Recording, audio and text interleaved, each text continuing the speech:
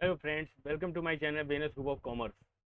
जैसा कि आपको दिख रहा है कि आज हम लोग बात करेंगे एकलव्य मॉडल रेजिडेंशियल स्कूल के विषय में, क्योंकि हम लोग ईएमआरएस के नाम से भी जानते हैं। ठीक है। देखिए, ये जो वक्त चल रहा है वो एक नौकरियों का दौर चल रहा है, क्योंकि आप जान रहे हैं इस समय चुनाव आने वाला है। तो सारी नौकरियां की वैकेंसी एक संग आपको निकलने को देखने को मिल रही हैं। ठीक है। अभी आपके पास क्या आया? एनवीएस आया। अभी आपके पास क्या आया? केवीएस आया। अब आपके पास क्या है? आपका ईएमआरएस है। क्या है? ईएमआरएस है। ये तीनों की तीनों वैकेंसी किस चीज़ की है? सेंट्रल गवर्नमेंट की। ठीक है। और सेंट्रल गवर्नमेंट की वैकेंसी, तो आप समझ रहे हैं सारी चीज़ें बहुत अच्छे तरीके से आपको यहाँ पे मिलने वाली हैं। मगर जो ईएमआरएस है और एनवीएस है, ये दोनों में एक खासियत होती है कि ये क्या होती है? रेसिडेंशियल होता है। रेसिडेंशियल मतलब क्या? कि आपको यहीं पे रह करके काम करना है। ठीक है ना। तो इसमें जो वैकेंसी आई है, देखने को तो पोस्ट बोली जा रही थी कि 38,000 प्लस पोस्ट है। ठीक है। मगर इस समय फिलहाल आपके पास थोड़ी कम पोस्ट देखने को मिल रही है। हो सकता है बाद में लोग और इशू करें। ठीक है। तो ये किसके अंदर में आता है? ये आता है ट्राइबल अफेयर्स के अंदर में आता है, मिनिस्ट्री ऑफ ट्राइबल अफेयर्स में। ठीक है ना। अब इसमें जॉब कैसे होती है, कहाँ होती है? तो ये ट्राइबल क्षेत्रों में ये आपको दे देंगे। और जॉब तो वेल एंड गुड है, कोई दिक्कत नहीं है इस जॉब को करने में। एकदम आप आराम से इसको कर सकते हैं, कोई समस्या भी नहीं है। मगर हाँ, बस एक ही बात है कि आपको थोड़ा सा इसमें लगना पड़ेगा। जैसे आपने देखा था उसका क्या नाम है, एनवीएस का जॉब, उसी तरीके से ये भी है। ठीक है। अब देख लीजिएगा, इन्फॉर्मेशन बुलेटिन आपका गाइडलाइन दिया गया है वो के अकॉर्डिंग 2013 के अकॉर्डिंग। कुछ बच्चे क्या कर रहे थे, 2021 में जो वैकेंसी आई थी उसी को देख रहे थे, वो कह रहे थे कि भाई इसकी चीज़ें आ गई हैं, मतलब कि नोटिफिकेशन आउट हो गया। बट ऐसा नहीं है। ये वाली नोटिफिकेशन आउट हुई है, कब, कैसे, क्या है, आइए इस वीडियो में हम लोग पूरा देखते हैं। ठीक है। तो जो भैया एनवीएस में और केवीएस में अपने आप को प्रॉब्लम देख चुके हैं, उनकी सारी दुख दर्द इसमें इस वैकेंसी से दूर हो जाएगी, क्योंकि इसमें नंबर ऑफ पोस्ट बहुत ज़्यादा आपको मिले हैं। ठीक है ना। जितने केवीएस एनवीएस में नहीं मिले थे। ठीक है। तो सारी बातें हम लोग देखते हैं। क्वेश्चन देख लीजिए भाई। ये देखिए, आपको यहाँ पे 3 पोस्ट देखने को मिलेंगे। पहले आपको प्रिंसिपल को देखने को मिलेगा, पीएचडी को मिलेगा और नॉन टीचिंग स्टाफ का मिलेगा। ठीक है। आज हम लोग सिर्फ प्रिंसिपल और पीएचडी की बात करेंगे। नॉन टीचिंग स्टाफ के लिए हम लोग हम दूसरा वीडियो बना देंगे, उसमें आपको सब डिटेल्स में प्रोवाइड कर देंगे। ठीक है। देखिए, प्रिंसिपल के लिए आपको 2,000 रुपया है और पीएचडी के लिए आपको 1,500 रुपया आपको पेमेंट करना पड़ेगा। ठीक है।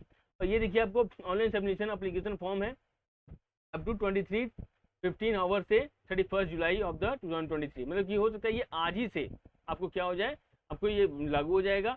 और आप कोई भी वेबसाइट पे जाकर के, इसी की वेबसाइट पे जाकर आप इसको फॉर्म फिल कर सकते हैं। ठीक है। अब देखिए, डेट ऑफ एग्जामिनेशन क्या है, ये सब ये लोग यानी एसटीएस वेबसाइट आपको क्या करेगी, नोटिफाइड करेगी जल्द से जल्द। ध्यान दीजिएगा, ड्यूरेशन ऑफ एग्जामिनेशन कितना है आपका? 180 मिनट्स है, यानी कि 3 घंटे। और आपके जो नंबर ऑफ नॉन टीचिंग के लिए है कितना? 150 मिनट्स होगा। ठीक है। खैर, नॉन टीचिंग की बात हम बाद में करेंगे। और एज इंडिकेटेड जो सेंटर आपका एग्जामिनेशन का रहेगा वो आपका क्या रहेगा? एडमिट कार्ड पे लिखा रहेगा भाई। तो आप लोग देख लेंगे कहाँ आपको जाना है। ठीक है ना। अब ध्यान देना है, बात ये होती है कि अभी तक के जितने भी एनवीएस केवीएस के एग्जाम हुए हैं वो सारे के सारे आपको क्या हुए हैं कि आपके ऑनलाइन सीबीटी बेस पे हुए हैं, ऑनलाइन बोर्ड पे हुए हैं। बट ये ऐसा वो है क्योंकि आपको ये सब सारी चीज़ें तो भरवाएगा, मतलब जो भी फॉर्म अगर आपको फिल करना है ये सारा ऑनलाइन करना है। बट इसका जो एग्जामिनेशन होगा वो आपको ओएमआर बेस्ड होगा। ठीक है। हाँ, जो लोग अभी तो ओएमआर नहीं दिए हैं तो थोड़ा सा गोला वोला भरना पड़ता है भाई, उसमें भी थोड़ा सा आप लोग थोड़ा सा अपने आप को पारंगत कर लीजिए। ठीक है। चलिए भाई, अब आगे बढ़ते हैं। देखिए, अब क्या है आपके लायक। देखिए भाई, अब कितने कितने पोस्ट है? प्रिंसिपल के लिए आपकी पोस्ट है 303 और पीसी के लिए पोस्ट है आपको 2,266 पोस्ट है। ठीक है। अब ध्यान दीजिएगा, प्रिंसिपल के लिए क्या है? 125 अनरिजर्व है। ईडब्ल्यूएस आपको 30 सीट्स मिलेंगे। ओबीसी एनसीएल क्या है? 81। एसटी में 45 सीट है। एसटी में 22 सीट्स है। और टोटल आपके 303 सीट्स आपको देखने को मिलेंगे। ठीक है ना। और हाँ, ओएच कैटेगरी में आप देखेंगे तो 13 है और इन दोनों में नहीं मिला है आपको, अदर्स में भी 0 है। ठीक है। तो इतनी आपकी चीज़ें प्रोवाइड हो रही हैं, मतलब कि 303 सीट नॉर्मल नहीं है भाई। ये भाई आपके प्रिंसिपल के लिए है। इसमें एक्सपीरियंस भी दिया जाता है, इसमें एक्सपीरियंस भी देखा जाता है। ठीक है। अब आते हैं थोड़ा सा देख लेते हैं इसमें क्या है भाई। किसमें पीएचडी अगर हम देखें तो पीएचडी में कौन कौन से पोस्ट देखने को मिल रहे हैं आपको? इंग्लिश में 246 है, हिंदी में 200 पोस्ट है, मैथ में 244 है। उसके बाद केमिस्ट्री में 169 में, फिजिक्स में 179 में, बायोलॉजी में 236 है, हिस्ट्री में 185 है, ज्योग्राफी में 154, कॉमर्स में 140, इकोनॉमिक्स में 161 और उसके बाद कंप्यूटर साइंस में आपका 172 है। यानी टोटल आपको नंबर ऑफ वैकेंसी की मिले 2086। ठीक है ना। और ध्यान दीजिए, यहाँ पे अनरिजर्व में भी बहुत सारे हैं, मतलब कि सोच लीजिए केवीएस एनवीएस वाले जितना पूरा मिला करके निकालते थे उतना ये लोग क्या निकाल रहे हैं, अपना अकेले खाली अनरिजर्व के लिए निकाल दे रहे हैं। देख रहे हैं। इसलिए मौका तो देखिए बहुत अच्छा है, इस मौके को भी अगर आपने गंवा दिया तो आपको बहुत तकलीफ होगी। ठीक है ना। ईडब्ल्यूएस में देखिए कितने अच्छे सीट्स हैं यहाँ पे, ठीक है। ओबीसी में कितने अच्छे सीट्स हैं, एसटी और एससी में कितने सीट है, मतलब एससी एसटी में इतने सीट हैं, मतलब समझ लीजिए ये पूरा एमएनवीएस केस में तो आपको बहुत ज्यादा ही पूरा मिलता है था इतना, जो कि आपको ये इसमें क्या मिला है, पूरा एकदम अकेला ही मिल गया है, ठीक है। इसलिए आप इसमें एकदम जुट जाइए, पढ़ाई एकदम अच्छे से करते रहिए, ठीक है। मैं इस पर वीडियो बना दूंगा कैसे आपको पढ़ाई करनी है, ठीक है। अब देखिए पोस्ट जो थर्ड लैंग्वेज के लिए पोस्ट है भाई, मराठी, उड़िया, तेलुगु, संस्कृत, बंगाली और संथाली, इस पे भी आपको नंबर ऑफ वैकेंसी आपको देखिए देखने को मिल गए हैं, ठीक है। मैंने बताया नॉन टीचिंग के लिए तो भी हम बना ही देंगे। अब देखते हैं, अब आगे आते हैं भाई क्या बोल रहा है और क्या है आपके लायक।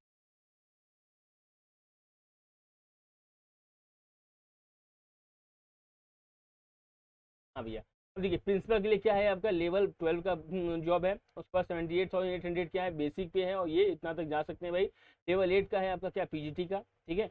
देखिए ना, मतलब आपका 47,600 बेसिक है, तो मतलब कि आपका कम से कम 65 से 70 हज़ार के बीच में इसमें आपको बनने वाला है, ठीक है। और ये सारे सब्जेक्ट आपको मैंने बता ही दिए हैं कौन कौन से हैं भाई, बायोलॉजी है, इकोनॉमिक्स है, इंग्लिश है, फिजिक्स है, मैथमेटिक्स है, हिस्ट्री है, जोग्राफी है, कॉमर्स है, थर्ड लैंग्वेज है, कंप्यूटर साइंस है, ये सब सारी चीज़ें आपको देखने को मिल रही भाई। अच्छा, अब आपकी बात आएगी भाई इसका एग्जाम कैसे होगा, तो इसका एग्जाम होगा आपका OMR based, mode of examination क्या है इसका, देखिए ओएमआर बेस्ड है, ठीक है ना। पेन और पेपर से आपको क्या करना पड़ेगा, इस तरीके का रहता है इसमें, ठीक है। टैटू, और इसमें आपको क्या करना है, फिल करना पड़ता है, इसको एकदम आपको कलर करना पड़ेगा, ठीक है, जो भी चॉइस आपके, ठीक है। अब choice of the medium of the question exam paper क्या है भाई, medium of the examination will be both Hindi और इंग्लिश दोनों में आपको मिलेंगे, ठीक है। Further for the post of the PhD third language के लिए the medium of the test for part 5 domestic knowledge जो रहेगा will be the concern third language, जो आप लेंगे मराठी उर्दू जो भी अभी हम लोग बात किए थे उसके अकॉर्डिंग लेंगे, तो उसको आपको देखने को मिलेगा। अब देखिए प्रिंसिपल में भैया कैसे कैसे आप लोग देंगे पेपर, ये देखिए 130 मार्क्स का होगा, कितने मार्क्स का होगा, 130 मार्क्स का होगा। आपको एक बात और देखने को मिलेगा भाई, क्या देखने को मिलेगा, ये देखने को मिलेगा भाई कि रीजनिंग आपको देखिए 10 क्वेश्चन मिलेंगे 10 मार्क्स के, ठीक है। जनरल अवेयरनेस 20 क्वेश्चन मिलेंगे आपको 20 मार्क्स के, ठीक है। उसका लैंग्वेज आपको देखने को मिल जाएगा कितना, कौन सा, हिंदी और इंग्लिश दोनों है, देखिए इंग्लिश भी है और हिंदी भी है, दोनों है, ठीक है। इस सब्जेक्ट से आपके 10-10 मार्क्स के आएंगे, यानी कि 20 क्वेश्चन मिलेंगे और 30 मार्क्स के रहेंगे। Academic and residential aspects detail syllabus on the NSSC website, मतलब अब एकेडमिक वगैरह क्योंकि ये प्रिंसिपल है तो आपको एकेडमिक चीज़ें पूछने को मिलेंगी भाई। ये 50 क्वेश्चन आएंगे 50 मार्क्स के। उसके बाद एडमिनिस्ट्रेशन एंड फाइनेंस जो डिटेल सिलेबस है, एडमिनिस्ट्रेशन का क्या होता है और फाइनेंस में क्या क्या चीज़ें जरूरत होती है, क्योंकि आप प्रिंसिपल के पोस्ट पे जा रहे हैं तो आपको ये सब सारी जानकारी होनी चाहिए, क्योंकि प्रिंसिपल पूरा जा सकता है कि पूरा पूरा करता धरता होता है उस स्कूल का, इसलिए उन चीज़ों की सारी जानकारी होनी चाहिए। इस अकॉर्डिंग ही देखिए ये आपका क्या ले रहे हैं, अपना सिलेबस देख रहे हैं, 150 क्वेश्चन 150 मार्क्स, ठीक है। अब आते हैं, बात करते हैं पीएचडी पोस्ट में क्या क्या है भाई। पीएचडी पोस्ट में आपको देखने को मिलेगा क्या, देखिए जनरल अवेयरनेस देखने को मिल जाएगा आपको, क्या देखने को मिलेगा भाई आपको,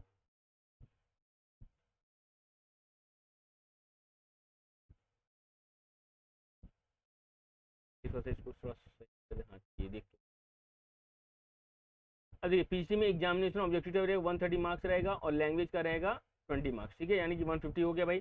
general awareness 10 question 10 marks 20 question, reasonability 20 marks, उसके बाद आईसीटी यानी कि नॉलेज ऑफ द इन वो क्या नाम है आपका, इन कंप्यूटर का नॉलेज होना चाहिए, ठीक है, 10 क्वेश्चन 10 मार्क्स का आएगा। उसके बाद टीचिंग एप्टीट्यूड आएगा 10 क्वेश्चन 10 मार्क्स का। उसके बाद आपका जो सब्जेक्ट है उससे रिलेटेड 80 क्वेश्चन, जो भी 70 क्वेश्चन आपके सब्जेक्ट स्पेसिफिक रहेंगे, जो भी सब्जेक्ट से आप बिलोंग करते हैं। उसके बाद एक्सपीरियंशियल एक्टिविटी आएगा बेस्ड ऑन पेडागोजी और केस स्टडी बेस्ड क्वेश्चन रहेंगे। उसके बाद एनईपी 2020 से 5 क्वेश्चन, 5 इससे रहेगा 5 इससे रहेगा और 70 क्वेश्चन आपके सब्जेक्ट कंसर्न से रहेंगे, यानी कि आपको एनईपी भी देखना है, लेकिन नेशनल एजुकेशन पॉलिसी 2020 जो अभी नया नया आया है। 130 क्वेश्चन ये हो गया और 130 मार्क्स का हो गया, और आपका लैंग्वेज हो गया भाई। मगर लैंग्वेज में एक बात बोला है भैया, क्या बोला भाई, आपको language competency test general Hindi और इंग्लिश 10 मार्क्स करेगा इस सब्जेक्ट का। This part is qualifying in nature only with minimum 40% marks in each language, या तो हिंदी में भी कम से कम आपका 10 में से 4 क्वेश्चन सही होना चाहिए और इंग्लिश में भी 10 में से 4 क्वेश्चन आपका सही होना चाहिए। Part 1 to 5 of the candidate will not be evaluated, देखिए 1 से 5 ये पूरा का पूरा इवेल्युएट नहीं होगा। कब नहीं होगा, जब if he or she fails to the attend qualifying marks in the part 6। अब देखिए 6 में अगर आप क्वालिफाइंग नहीं कर पाए हैं, यानी कि 4 क्वेश्चन नहीं आपका सही हुआ है, तो आपको नहीं मिलने वाला है मौका। एक बार ध्यान दीजिएगा, आपका ये यहाँ का पूरा भी मेहनत किया हुआ भी क्या हो जाएगा, खराब हो जाएगा। इसलिए आप इस पर मेहनत जरूर करिएगा भाई। 20 क्वेश्चन आएंगे 20 मार्क्स करेंगे, मगर आपको क्या है 40% आपको नहीं है ईच लैंग्वेज में, यानी कि 4 क्वेश्चन आपका हिंदी में और 4 क्वेश्चन आपका इंग्लिश में सही होना जरूरी है। हम आगे बढ़ते हैं, आगे क्या बोला भाई, ठीक है। Common part 5 will be the subject specific, part 5 क्या है, सब्जेक्ट स्पेसिफिक है, ठीक है। चलिए अब हम आगे बढ़ते हैं, क्या बोल रहा है, अच्छा देखिए मार्किंग स्कीम क्या रहेगा भाई, हाँ इसमें माइनस मार्किंग भी आपको देखने को मिलेगा, ठीक है।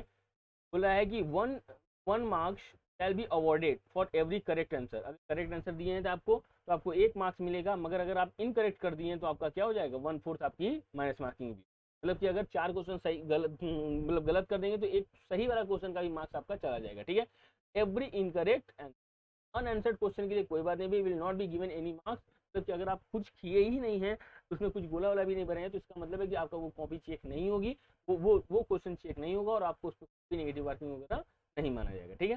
आइए important multiple choice question, to answer the question the candidate need to be marks only one option, तो जानते हैं भाई अगर 4 आपका वो बुलेट्स है, ठीक है, तो आपको क्या करना है, आपको कोई एक ही को करना है इसको कलर, ठीक है, कोई एक ही कलर आप करेंगे, आप पूरा का पूरा कलर नहीं करेंगे, क्योंकि अगर आप पूरा करते हैं, अगर 1 से 2 करते हैं कलर, तो आपका वो चीज़ क्या किया जाता है, हटा दिया जाएगा, ठीक है।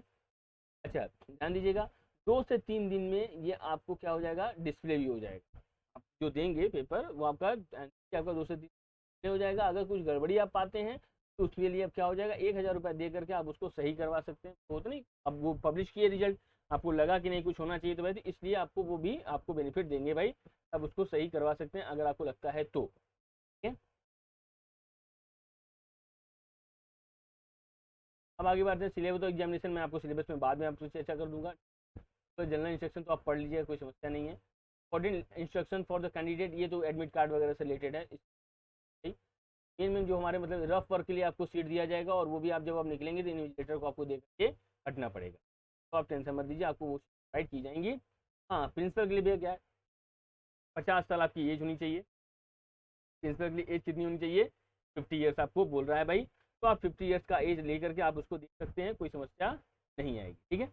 चलिए अब क्या बोला है, एज ऑफ द रिलैक्सेशन, अच्छा भैया अगर मान लो SC/ST OBC हैं and the other category as the application under the government of the India rules, तो up to the 55 years for the EMRS employ, ध्यान दीजिए अगर आप EMRS के एम्प्लॉय हैं तो आपको 55 साल तक का मौका दिया जाएगा, तो 55 साल तक आप इसमें क्या कर सकते हैं, देखिए इसमें क्या क्या भैया होना चाहिए, एकेडमिक में मास्टर डिग्री होनी चाहिए फ्रॉम द रिकॉग्नाइज्ड यूनिवर्सिटी और BEd होना चाहिए, और एक्सपीरियंस होना चाहिए कितने, 12 साल का, और 4 साल का कम से कम PGT में होना चाहिए, ठीक है, तब तो आप इसमें अप्लाई कर सकते हैं।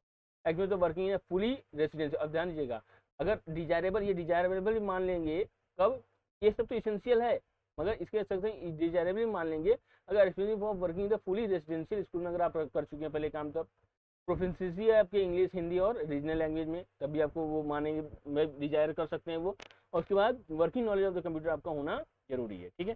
PGT के लिए अगर हम देखें तो PGT आपको क्या करना है, देखिए अब आप मोस्ट मतलब master degree in the subject concern ये तो होना जरूरी है भाई, ये नहीं रहेगा तो कोई मतलब ही नहीं है, और इसमें भी वही 40 साल तक मैक्सिमम है, नॉट एक्सीडिंग 40 ईयर्स, 40 साल से ऊपर नहीं होना चाहिए, क्योंकि 40 साल से ऊपर रहेगा तो क्या फिर आगे क्या हो पाएगा, इस अकॉर्डिंग वो सोचे हैं कुछ, ठीक है। और EMRS के अगर आप एम्प्लॉय हैं तो भाई आप 55 साल तक वर्क, ठीक है ना।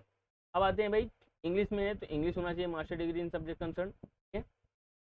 अब जो भी हैं जैसे हिंदी है तो हिंदी में होना चाहिए, फिजिक्स मांग रहा है, केमिस्ट्री तो केमिस्ट्री चाहिए, मैथमेटिक्स है तो मैथमेटिक्स चाहिए, बायोलॉजी तो बॉटनी जियोलॉजी बायोलॉजी चाहिए, हिस्ट्री है तो हिस्ट्री, ज्योग्राफी तो जियोग्राफी, और कॉमर्स के लिए हैं आप, इसमें देखिए बोला गया भाई कॉमर्स के लिए बहुत अच्छी बात बोली गई है, क्या बोली गई है भाई, इसमें तो 2-3 चीज़ें कॉमर्स के लिए दे दिया गया है, commerce with accounting, cost accounting, financial accounting as a major subject of the study, major subject होना चाहिए, माइनर नहीं होना चाहिए।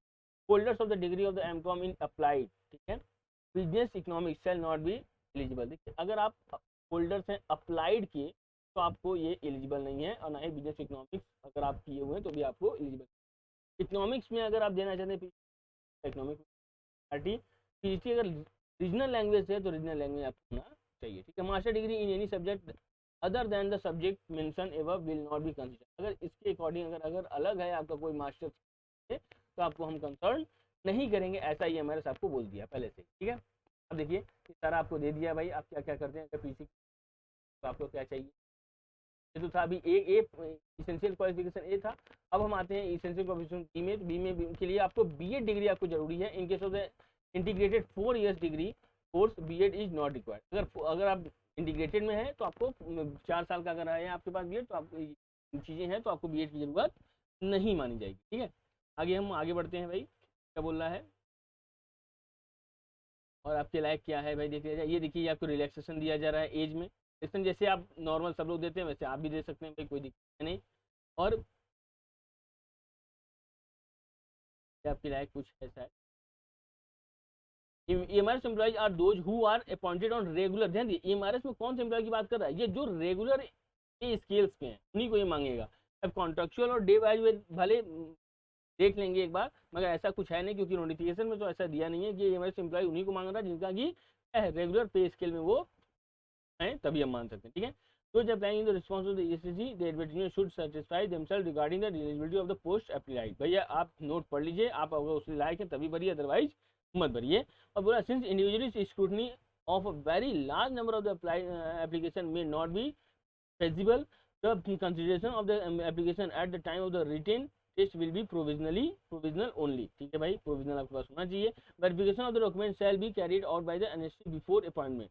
भैया अपॉइंटमेंट से पहले ये क्या करेंगे, वेरिफिकेशन करेंगे, अगर आप उस योग्य रहेंगे तब तो आपको अपॉइंट करेंगे, अदरवाइज आपको क्या करेंगे वो हटा देंगे। ठीक है, the candidate must have certificate the minimum required qualification. भैया आपके पास क्या होना चाहिए, सर्टिफिकेट होना चाहिए जो कि आपका requirement at the time of the submission of the application. ठीक है, एप्लीकेशन के सबमिट होते समय आपके पास रिक्वायर्ड चाहिए, नहीं तो कोई मतलब नहीं निकलता भाई। आप उस चीज़ को अगर भर रहे हैं तो कोई मतलब नहीं है, आपको बेकार ही कर देगा, वो हटा देगा। ये बोला है at any stage of the recruitment process including the after recruitment or joining, if any of the following is detected the state applicant will be liable to the remove disqualify. अगर मान लो उसके अलावा कोई दिक्कत होती है तो आपको remove or procedure and debarred for the all the appointment on EMRS के लिए हटा दिया जाता है भाई।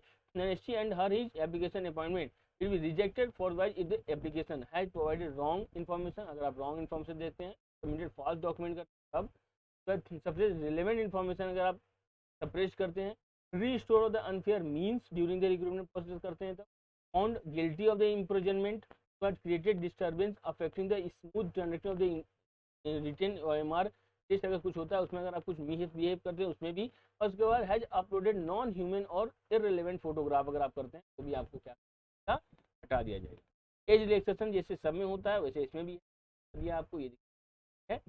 उसके बाद अब हम आते हैं क्या बात करते हैं भाई इकोनॉमिक वीकर सेक्शन के लिए, यहाँ पे भी है जो भी 31 जनवरी 2019 को आया था इकोनॉमिक वीकर सेक्शन के लिए, ये सब सारी चीज़ें अकॉर्डिंग आपके पास होना चाहिए भाई। अगर आप ऐसा चीज़ें बनवा लेते हैं 8 लाख से कम आपकी अगर पूरे फैमिली की इनकम है तो ये बहुत ही बेनिफिट बता रहा है भाई, आपको बनवा लेंगे तो आपको बेनिफिट मिलेगा। क्योंकि देखिए नंबर ऑफ पोस्ट ईडब्ल्यूएस के बहुत ही ज़्यादा हैं, इसलिए मैं आपको बोल रहा हूँ कि भाई इस पर थोड़ा सा ध्यान दे दीजिएगा आप लोग जो इकोनॉमिक वीकर सेक्शन में, जो कि SC ST OBC कैटेगरी को नहीं फॉलो करते हैं उनकी मैं बात कर रहा हूँ। ठीक है, अब आते हैं PWD वगैरह, इसे थोड़ा सा पढ़ लीजिएगा, ये आपकी उस समय मुझे नहीं लगता कि ये जरूरत है इसलिए मैं इसको नहीं बता रहा हूँ। Submission of the application form भाई आप करिए as per the instruction content on the website and the application form, जैसा भी है आप उसको कर सकते हैं। उसके बाद हम आते हैं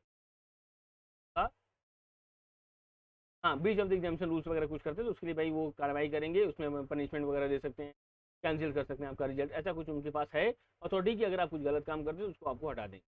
सिलेबस मैं आपको बता दूंगा नेक्स्ट वीडियो में, कोई दिक्कत है नहीं। ये देखिए कुछ इसके इनके फॉर्मेट हैं जो कि आप बनवाएंगे सर्टिफिकेट वगैरह। ठीक है, तो ये आप चिंता मत करिए, मेरा एक ऐप है वीनस ग्रुप ऑफ कॉमर्स के नाम से ही ऐप है। ठीक है, वीनस ग्रुप ऑफ कॉमर्स के नाम से मैं ये जो पूरा चीज़ें हम वहाँ पे प्रोवाइड कर देंगे, आप इसको वहाँ जाके देख सकते हैं, आप इसको डाउनलोड कर सकते हैं, इस PDF को भी आराम से आपको मिल जाएगा, कोई समस्या की बात है नहीं। आपको मेरे ऐप को डाउनलोड कर लीजिए, वहाँ पे आपको मिल जाएगा, और नहीं तो फिर हमारा टेलीग्राम इंस्टाग्राम और फेसबुक ID भी है, उस पर भी आप जुड़ जाइए, उस पर भी हम लोग रेगुलर अपडेट आपको प्रोवाइड करते चले जाएंगे, तो कोई दिक्कत नहीं हो। चलिए ठीक है, आगे बढ़ते हैं, थोड़ा सा क्या है समस्या। ये सब सारे देखिए सर्टिफिकेट है, कैसे क्या क्या करेंगे इसको अब आपको बनवाना पड़ेगा भाई। लेटर ऑफ द अंडरटेकिंग अगर कुछ हो, अगर आप नहीं दे पाते कोई चीज़ आप दे दीजिए, तो आपको वो कुछ सुविधा दे देंगे, कुछ समय दे देंगे। अच्छा, list of the examination city, अब कहाँ कहाँ से होगा इनका एग्जामिनेशन, तो मैं बता दूं अंडमान निकोबार है तो पोर्ट ब्लेयर में होगा। मतलब ये देख लीजिएगा स्टेट जो है आपका उसी के एग्जामिनेशन सिटी क्या हो जाएगा, कैपिटल बता दीजिएगा। ठीक है, आंध्र प्रदेश है तो देखिए विजयवाड़ा में, अरुणाचल प्रदेश है तो ईटानगर में, असम है तो गुवाहाटी में, बिहार है तो पटना है। जनरली क्या हो रहा है कि ये कैपिटल में ही दे रहे हैं, मगर तभी ऐसी ऐसी जगह है।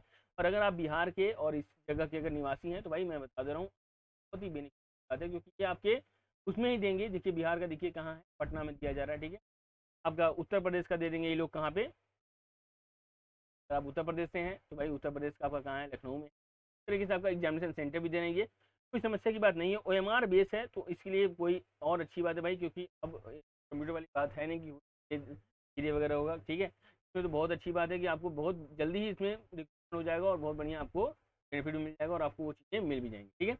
अब ध्यान दीजिए, आपका बस एक ही मेन एम होना चाहिए कि किसी भी तरीके से इसको पढ़ाई करें और आगे बढ़ करके इसमें जल्द से जल्द क्या करें, अपना जो एक हाथ है उसको बना लें, ताकि एक आपका जॉब फिक्स हो जाए, कोई समस्या न रहे और आपकी फैमिली आप अच्छे तरीके से कुछ चलते रहें, ठीक है। बहुत अच्छा जॉब है EMRS का, रेसिडेंशियल है और प्लस पॉइंट ये है कि ये सेंट्रल गवर्नमेंट, ठीक है। सेंट्रल गवर्नमेंट है तो एक बात ध्यान दीजिएगा, एक पिता के काम करने में और एक चाचा जी के काम करने में बहुत ही अंतर होता है। पिता क्या है, सेंट्रल गवर्नमेंट है, स्टेट गवर्नमेंट एक चाचा जी की तरह काम करता है। तो अगर आप इसमें जॉब पाते हैं तो बहुत ही बेनिफिट और बेहतर सिद्ध होगा। जो भी हमारी तरफ से जो भी हमें इन्फॉर्मेशन देना होगा हम आपको जरूर देंगे, सारी बातें हम आपको बता देंगे नेक्स्ट वीडियो में। अगर आपको वीडियो अच्छी लगी हो तो लाइक करिए, सब्सक्राइब करिए, और हाँ, जो जो इस लायक हैं, बीएड कर चुके हैं, बीएड धारक हैं, इनके पास ये वीडियो जरूर पहुंचाइए, क्योंकि बहुत ही इंपॉर्टेंट वीडियो, ठीक है। वीडियो को अगर पसंद आया हो तो लाइक शेयर सब्सक्राइब जरूर करिएगा, इससे हमको मोटिवेशन मिलेगा। मिलते हैं नेक्स्ट वीडियो में के सिलेबस के संग, और नॉट एनजी का भी मैं नेक्स्ट वीडियो बना दूंगा, तो उसको भी आप लोग शेयर कर सकते हैं, ठीक है। बेनिफिट है, बहुत अच्छा जॉब है, इसको आप लगे रहिए और अच्छे से जुट जाइए इसको पढ़ाई में, आपको बेनिफिट है।